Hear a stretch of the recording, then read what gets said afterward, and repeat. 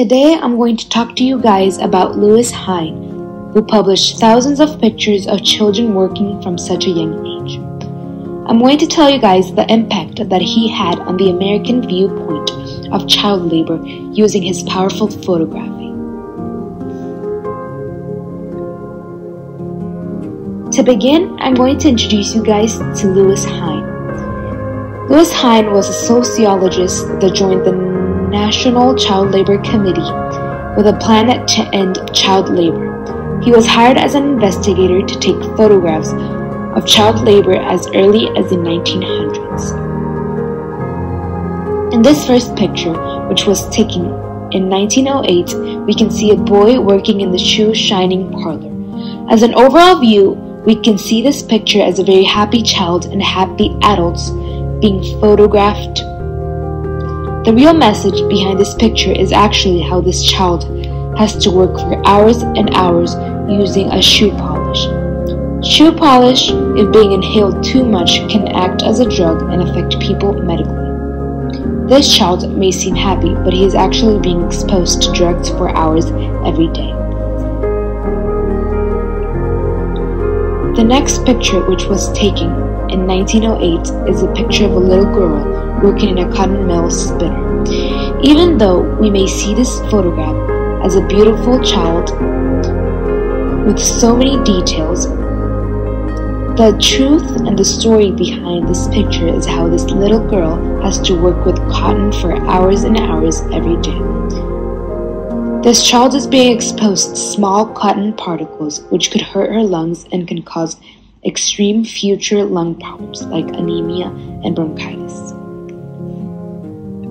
Next, we have a picture of a family making fake flowers. The overall view of this picture is a family helping their parents out to gain money. The real message behind this picture is how children are being forced to do work which prevent them from experiencing real childhood. Working at such a young age is not psychologically recommended, as children are being forced to grow up and not experience real childhood. In the next photograph, we can also see a whole family working on artificial flowers. Even though this may seem as something necessary and just children helping out their parents, the real message behind this photograph is how children are being taken from experiencing the real innocent childhood. As mentioned before, they are being forced to grow up. In the next picture, we can see how a beautiful girl is smiling at the camera while working in the fields. Even though we see this girl as a happy girl having fun, the real message behind this picture is actually a girl thinking that working at the fields for hours and hours is fun, when in reality she has never felt what children are supposed to experience and feel during childhood as fun. This is only one side of the story. In reality, this children is being forced to work for hours and hours, which actually results in various different cuts and wounds in her hands from such a young age.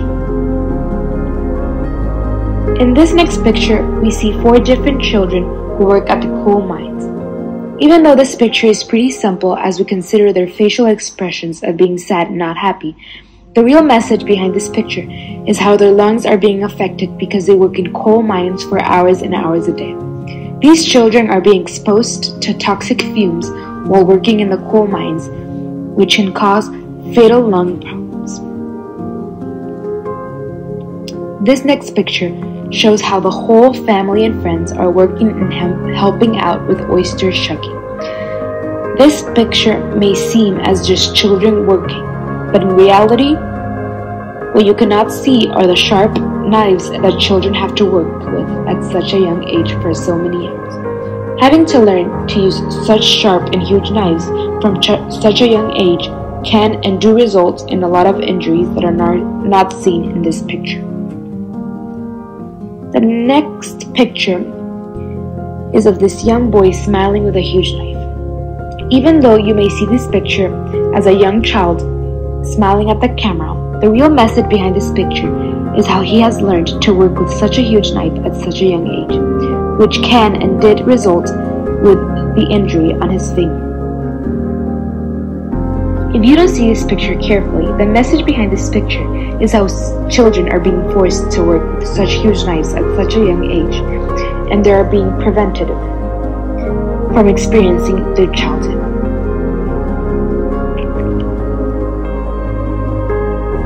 In the next picture, we can see how two young children are kneading and stitching things that they're going to sell for money.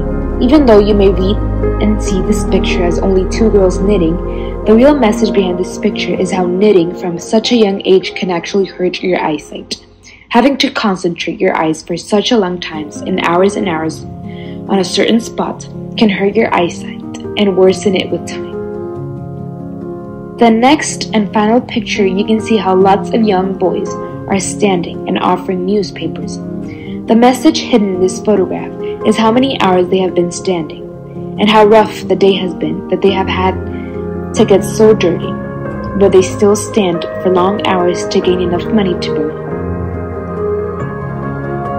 In conclusion, the help that Hine has provided was the act of heating homes that was placed in 1916, which set tight standards for child labor, like no child younger than 14 was allowed to work in factories, or no child younger than 16 was allowed to work in mines.